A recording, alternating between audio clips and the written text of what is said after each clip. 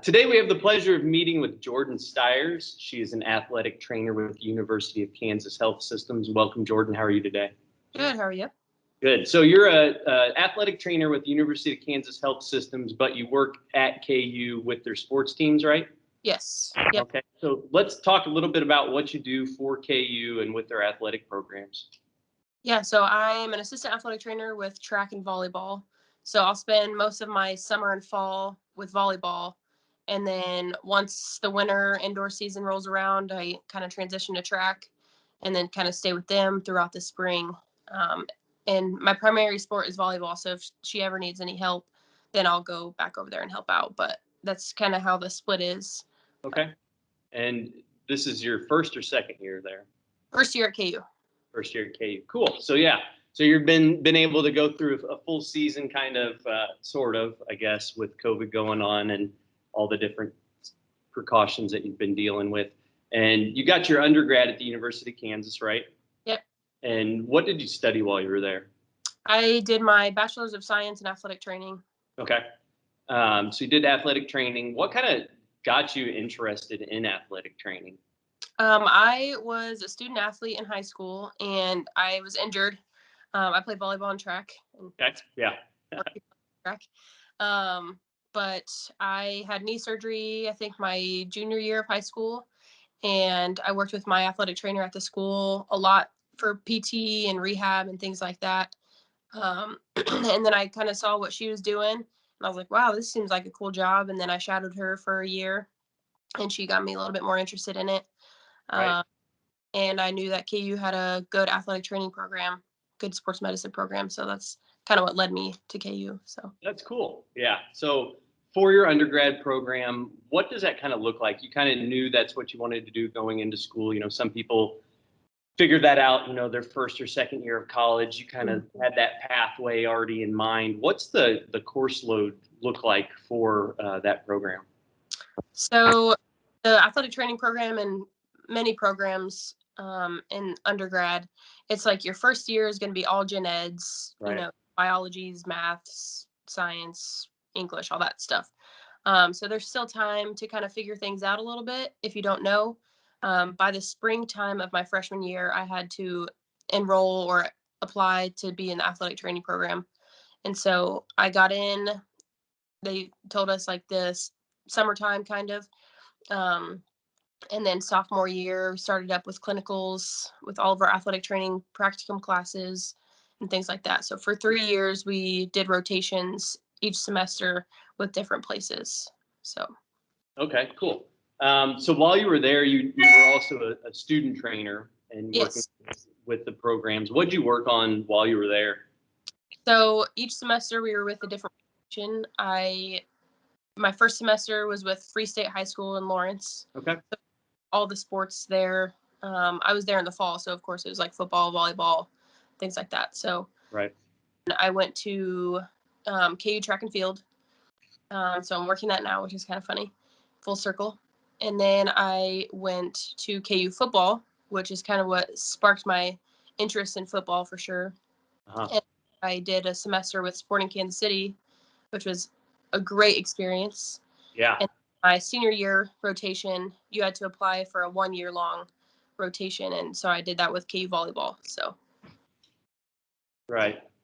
While you were with KU volleyball, what were kind of the year-long layout of in-season versus out-of-season kind of look like? That's a great question. So in season is obviously very busy, and we're kind of working with the strength conditioning staff, and we're working with all the coaches to try to come up with a schedule for them. We would do treatments before and after practice. But as an athletic trainer there, you are pretty much there all day for everything. If the athletes are in the building with a coach, then we have to be there covering. So, and then once they transition to out of season in like November, December time, it gets a little bit slower because there is a mandatory number of hours that they can work or work out, I guess. Right. And moving into the spring season, they kind of have some tournaments or small games with just local schools, but they're still in like a 20-hour season. but then they transition to summer and it's a little bit more slow with camps and things like that. So. Right. Absolutely. So when you graduated, you got a pretty cool internship offer, and you kind of said you kind of sparked that interest in football. Let's talk a little bit about that internship. You had 2 internships with this program. Yes. So your first internship was with the Kansas City Chiefs. Yes. Pretty cool deal, and that started in 2018. Yes. Okay, I think. Yeah, I think so. So while you were still a student, what else would that entail, like just on a daily basis? So rewinding just a little bit, at my KU football rotation, well, from high school, I would always tell myself, I'm going to work in the NFL someday. I'm going to work in the NFL someday. And, most of the time you say things and you don't really know that it's going to happen, or Right. it's like, so I just always had an interest in working in the NFL, and I had no idea how to get there, what I was going to do, things like that. And so while I was at my rotation with KU football, the head athletic trainer at the time, his name is Murphy Grant. He's no longer there. He's at Wake Forest now. Okay.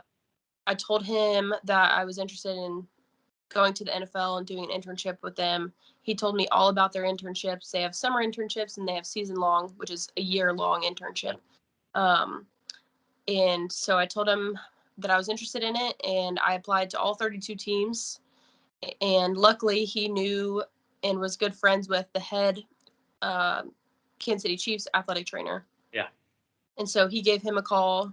And then the next day, I was on the phone with their hiring assistant athletic trainer, and she offered me the position to be a summer intern between my junior and senior year. So I did that, and by the end of that internship, they asked me if I wanted to come back for a year-long internship right after I graduated. Awesome. So it was kind of a cool situation because I was one of the first in my class to know what I was doing after graduation, and it's a scary time. You're looking for jobs and nobody knows where they're going, things like that. So I knew from day one, my senior year, what I was doing after graduation. So I just planned everything I could to get to that point. And then I worked there for the year. Excuse me. I worked there from May to May or May to June or something like that during the year of the Super Bowl. And so that was an amazing experience. Absolutely. Nothing like it, really. So, yeah. It's pretty cool. So while you were a student, that's obviously an unpaid internship. When you graduated, is that now a paid internship, or how does that all work out? Yes. So actually, the summer long was actually, you're paid hourly. Okay. Excuse me. The summer long, you're paid hourly, kind of a minimum wage thing, but you're working a ton of hours. So it's actually very nice. Some internships are not paid. Many internships are not paid. So, and then pay as a season long, as a year long intern, it was again an hourly wage. So a little bit more than the summer, but not a ton. Right. Yeah.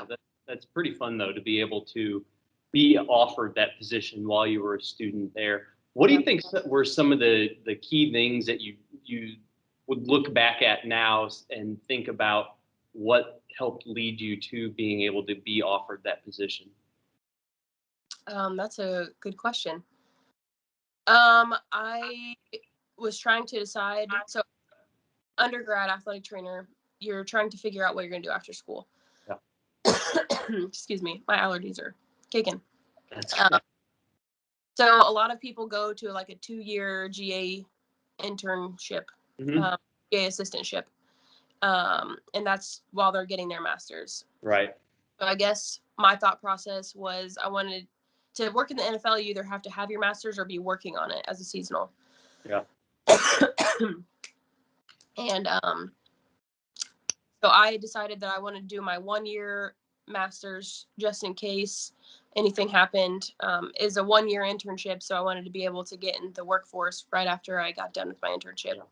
They did offer me another year, but I decided I wanted to work full time.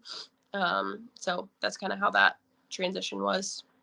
While you're working with the Chiefs, it's a big time commitment. And you also mentioned that you were working on your master's at the same time. Studied at California University of Pennsylvania, and your master's was in performance enhancement and injury prevention. Yes. What all did you kind of have to look at while you were being an athletic trainer for the Chiefs? I mean, injuries, water, hydration, all that kind of stuff. Like and I mean, a day-to-day basis is never going to be the same thing any given day based on practice and stuff. So what's a week look like as a NFL athletic trainer? As a full-time? Yeah. So it's very busy. You're getting there at around 5 in the morning or so, getting ready for treatments. Guys will come in between 6 and 7 for treatments. Different teams do different things, but obviously my experience was with the Chiefs, and this is kind of how they did it.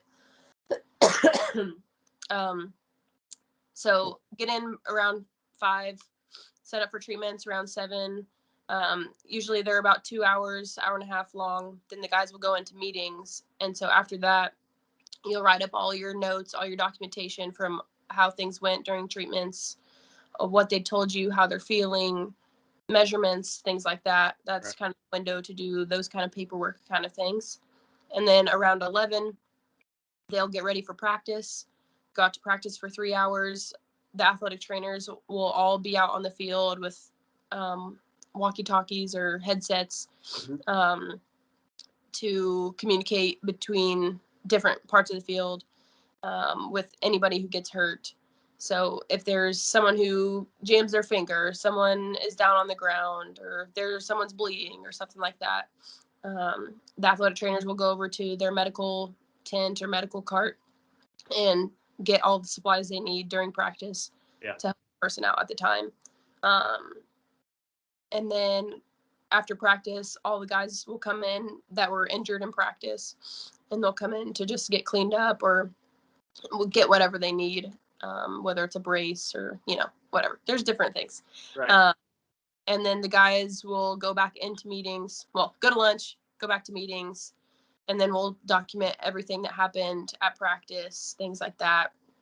If we need to communicate with any coaches about the status of the player, things like that, that'll happen during that time. So they'll be in meetings for a long, long time. And that's when you're kind of prepping for the next day's treatment time. Right. And then during all the seasonals, we'll break down the field, clean up all the water and all of that stuff.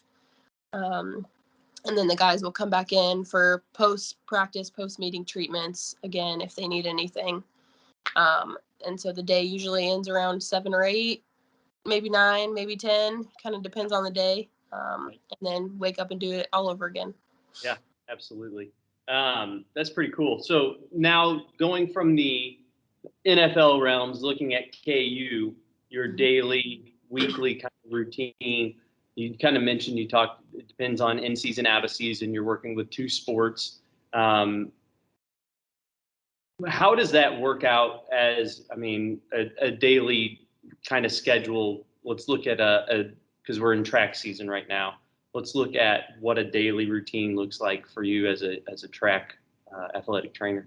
Yeah, so it's definitely a different setting and change of pace than the NFL, but so we're getting in anywhere between 7 or 8, sometimes 9 on a good day. And everyone will kind of come in throughout most of the morning. With classes, it's a little bit different. So we have to work around different student athletes' schedules, things like that. And so they'll come in at different times during the day to get their treatment if they need it. The injuries are different.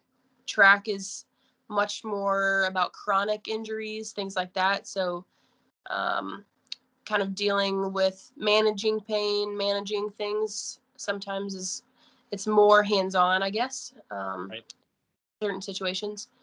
So they'll come in during their morning, and then around noon, 1 or 2, they'll have practices with the track team. They all practice at different times because there's like a million different groups. They're in 8 different groups or so, and they're all practicing at different times. So it's pretty busy from like noon to 3 or 4, and then they'll all come in for post-practice treatments, and we'll get them all set up, good to go home. And then if anyone needs anything else, we'll do that during that time. And then we'll do our documentation and all of that before we leave. Documenting is very important. Yeah. Definitely in any health, sports medicine, any health related thing. Right. And so that's when we do our documentation, and then probably head out around 6-ish most days. So it's a lot different than the NFL. Yeah, absolutely. So looking at your career choice and college choice for undergrad, what kind of, we talked about a little bit for a second about your master's, what kind of led you to working with that master's program? The advancement of the degree, the being able to get it done in a year, what were some of those benefits, and what the kind of the course load look like for that year? Great question. So the master's, the original program was 2 years, year and a half to 2 years. And that's what most masters in athletic training fields look like. But I decided to squish it all together because they gave me that option. And so I took 32 hours in 1 year, I believe. Sorry. 32 hours in 1 year. So I did 9 hours, so 3 classes in the fall. Well, rewind. 2 classes in the summer, 3 classes in the fall, 2 classes in the winter, 3 classes in the spring, and then 2 more classes that last summer. Okay. So within a full year, I took all my courses. It was busy, and a fun story I like to tell is the week of the Super Bowl, I emailed my teachers and I was like, "Hey, I'm going to the Super Bowl. Is there any way you can release my stuff a little bit early so I can get ahead of the game and I can just get everything turned in before we have to be in Miami for a week?" And they're like, nope, sorry, but good luck at the Super Bowl." So yeah, so it was a little crazy, but it was busy, got it done. The reason why I wanted to do it was to kind of get out in the workforce as soon as I could, Yeah. if that is what I wanted to do. I didn't know what a year from that point was going to look like, so I decided to get it done, and it worked out in my favor. KU was hiring at the time when I Yeah. was finishing up, so yeah. That worked out pretty good. So we kind of talked about how you got into the field, being an athlete in high school and, getting injured and wanting to get more out of that. What is one thing so far that you're most proud of being able to accomplish? I mean, you're 1 year out of your 2 years out of your master's, your first year at KU working, you did some really high profile internships. What's something that you're just really most proud of so far? As crazy as it sounds, I think I'm most proud of graduating high school and going to college, period. Yeah. Because I am a first generation college student. I was the first person in my family, in my immediate family, to graduate high school. Yeah. And I'm the oldest of 7 kids too. So I come from a different background, from Kansas City. And so I was the first person to graduate high school, first person in my family to go to college. And then I finished my undergrad and then did my master's. So I'd say most proud of just kind of getting that kickstart into the professional side of things. And then, of course, the Super Bowl. But anytime you get to have a Super Bowl ring is a cool exactly. Little toy to have sitting around. Yeah. What's something you regret not doing?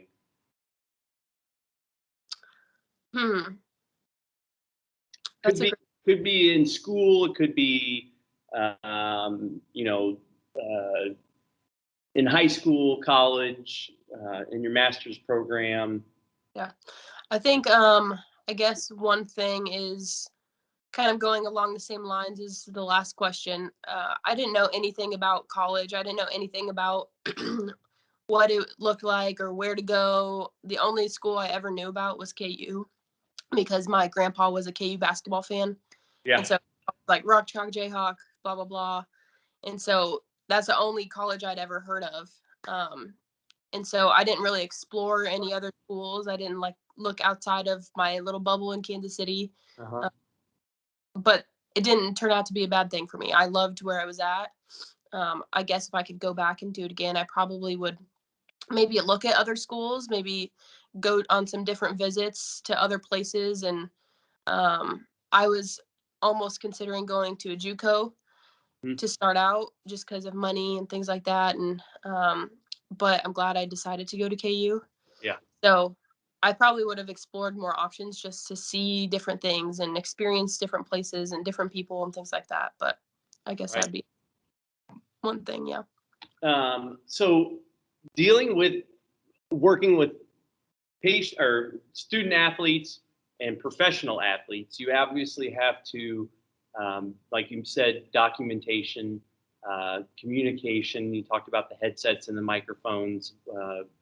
What is some of the things that, as a younger professional, you really have to work on with your relationships with your coworkers while you're at the job? That's another great question. They, from probably high school on, everyone's going to hear network, network, network, network, network. And that's a huge part of this job and many professional jobs. Um, but going along those lines, you just have to have a good working relationship with all the people that you're around. That is a huge, huge thing. Communication, you're never going to learn more about communication until you are in it and trying to figure out everything. And so being able to convey how you actually feel and using that in professional tone with people around you, but still being able to get your point across confidently. That's a huge thing that I was a little nervous about. I was Yeah, pretty school, and so learning through school and my clinical rotations, I realized that's a huge thing. Being able to communicate with people around me because there's all different types of people that you're going to work with, all different types of athletic trainers. You're going to have to communicate with strength and conditioning staff. You're going to have to communicate with physicians and coaches and athletes, sometimes student athletes' parents, if you're in a high school setting um, or a clinic or something like yeah, that. So I guess, yeah, that'd kind of be where I would touch on just communicating and networking because you're going to have these connections for the rest of your life. absolutely. Um, so I'm a high school health and PE teacher. I teach swimming classes. I have 3 hours of swimming. What is something, and a lot of people joke with me like, oh, you got to go swim around in the pool all day and have fun as a benefit of my job. What are some benefits of your job being able to be around sport? I mean, obviously be around sports as it's somebody that played sports in high school. Obviously you have a love for sports but what are some of the other benefits that you can think of, like just dealing with your profession? Yeah, obviously a big one with any kind of sports is travel. Um, I've gotten to see some pretty cool places. When I was with the Chiefs, I traveled to every game, and then actually this past year they asked me to help out for one game, and so I got to see the new Raiders stadium. Um, Wow. and this instead of Oakland, the Oakland stadium was terrible. So getting to see their new stadium was pretty cool. Yeah, traveling is definitely one of those benefits. Using the amazing facilities that you have.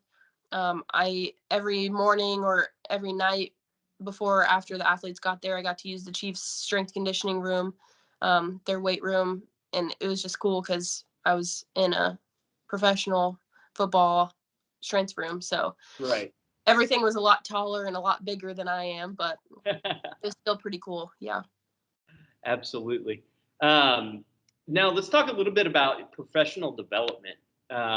Dealing with your profession and athletic training, certifications, and keeping up with credentials, that kind of stuff. What are some of the things that you have to do for professional development, and what are some of the things that you kind of choose as like personal development? Yeah. So as an athletic trainer, you have to have 5 CEUs. CEUs are continuing education units. Okay. So it's kind of like um, different classes you have to take to keep up with the research and things that are going on in the profession. And you have to report those every 2 years. So 50 every 2 years.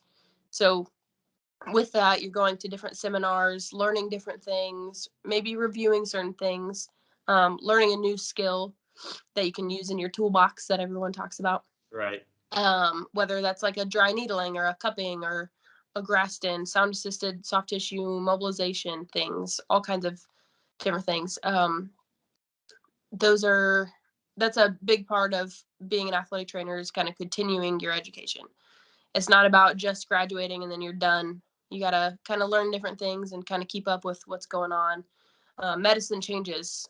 Yeah, That's, is, as we all know, we got the vaccine very quickly, but there's a reason for it. There's science behind it. And that's the same with any athletic training or sports medicine idea as well. absolutely. So what are some of the things that you try to do personally to develop yourself, like as a better athletic trainer, some skills, soft skills or hard skills? Yeah. I guess kind of going along the same lines, one thing I try to do is look at webinars or anything. I looked at a webinar last night, or was watching one kind of in a series right now, through PFATs, which is Professional Football Athletic Trainers. Okay. And they have been putting on a little series this month about post-op rehab or manual therapy. And I'm not sure what next week is, but that's one thing.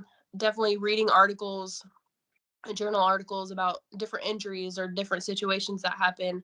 What's the correct way to, like, what do you do in this certain situation, or how do you address this injury?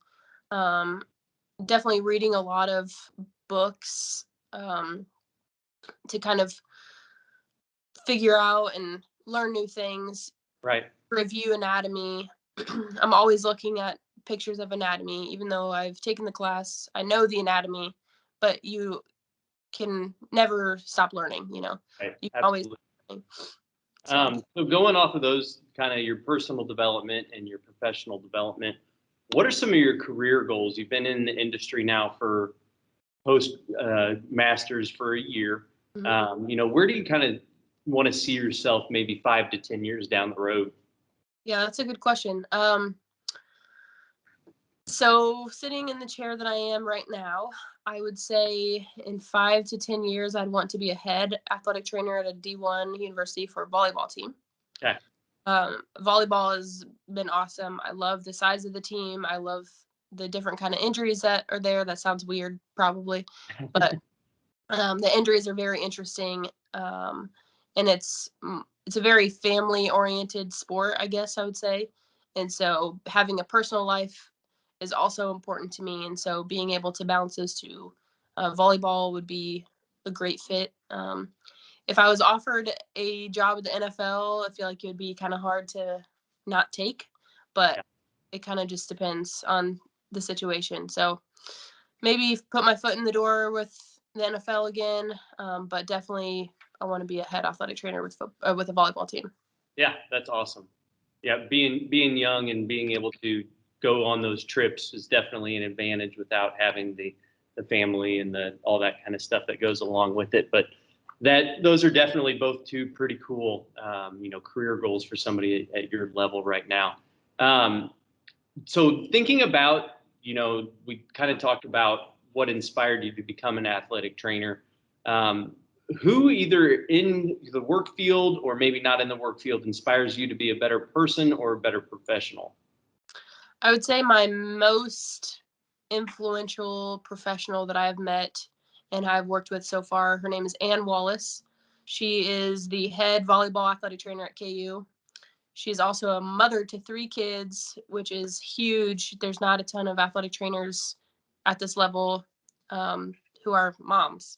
And Right. so she's a fantastic athletic trainer, very, very smart, very dedicated to her job, but she's also a great mom. So she's definitely the person I always go to if I ever need anything. And I always tell her I want to be like you someday. So, um, but yeah, so I'd Yeah, say, that's pretty cool to have that, be able to have that bond and somebody special like that. What's something that you wish you knew in high school or college that could help you today with your job? I think a big thing for me personally would be learning about scholarships and loans and the finances of all of that. Um, some kids, like myself, didn't have a ton of support on the financial side. So, Yeah. and I didn't know anything about scholarships or loans or anything like that when I was graduating high school, outside of different ones that are offered through the school. But Mhm. I wish I would have learned a little bit more about that while I was in school and asked people above me. I wish I would have um, kind of talked to my personal finance teacher a little bit more and how to do certain things or taxes or kind of things like that. So Yeah. finding that help is probably something I would want to learn in high school. The post-college adulting, how do I, now that I have these loans, what do I do with them? Yeah. Exactly. And I'm still learning. So Yeah, that's a good career advice. Um, Looking at a high school or early college student that is, interested in becoming an athletic trainer, what are some of the like books or articles maybe that you would recommend them checking out? I think specific to athletic training or sports medicine, there's a book called Supple Leopard. Okay. It is big on talking about different things that happen with the body, whether like that's a soft tissue injury or needing certain releases in the body, things like that, like a glute release or trying to position your body to do different stretches or the biomechanics, things like that. That book is very good with kind of teaching all of that and reviewing as you get into it. A motivational book I've been reading lately is Can't Hurt Me by David Goggins. Yeah, And Goggins. yeah, Yep. he's a big guy, big name right now. So that's a pretty inspirational, motivational book. Um, and you have to have some kind of that mentality a little bit in athletic training because it can be tough sometimes. It's competitive and um, it's grueling hours sometimes. Sometimes you're there all day long, every single day for a long time. So you kind of have to have that um, grit, I guess, behind you. Yeah, and then wake up and do it again. Exactly. For a long. Yep. That's good. You kind of mentioned some of those techniques that you learned, like dry needling or cupping or Grafton. Mhm. What's a product that you use on a daily basis that you really like to use to help with your job duties? I guess in those terms, I'd say cupping is a big thing right now. I use it every single day. There's a different kind of cupping. It's called myofascial decompression, and that's Okay. kind of putting the cups on and having someone go through a movement pattern. That's something that I use pretty much every single day with any kind of athlete too. Anytime there's any kind of tightness or things like that, that's something that I use probably. Cool. So there's a two-part question to this one. One of our athletic trainers that I spoke with at our high school, she said that if you don't like blank, then being an athletic trainer is not for you. So I'm going to give you her answer so you can kind of think about what another one would be. So her answer was if you don't like feet, being an athletic trainer is not for you. So dealing with the football and wrapping and taping and ankle sprains and all that kind of stuff. So kind of thinking about that, what is something that if you dislike this, then being an athletic trainer is not for you? I guess one of my first answers would be if you dislike people, then being an athletic trainer is not for you because you are around people all the time. So many different personalities between, I mean, just different people on the team, different sports, coaches, physicians, blah, blah, blah. Yeah. If you dislike working weekends, that's a big one. Um, if you want your weekends, probably don't be an athletic trainer. Yeah. Um, Weekends and holidays sometimes are, you're probably still in the office, but um, And so the second part of that question is if you do like blank, then being an athletic trainer is for you. if you do like sports, actually, Yeah. and learning about different people, I guess, learning about the body. So if you like learning about the body, being an athletic trainer is definitely for you. And learning about different people too. So these, I mean, kind of go hand in hand. So um, you're gonna be around people all the time, and it's really cool. You learn a lot of things from different people too. So that's what I would say. That's awesome. All right. So last question that we have for you today is, do you have a mantra or a quote that you like to live by? Yes, I would say work hard in silence and let success be your noise is my mantra. Yep. I like that a lot. Well, Well, thank you again so much for coming on and spending about 35 minutes with us today. I know you have your sports to go get ready for and go get your athletes ready to compete. So once again, thank you so much for coming on, and look forward to hearing about your progress in the next couple of years. Thank you. Thank you for having me.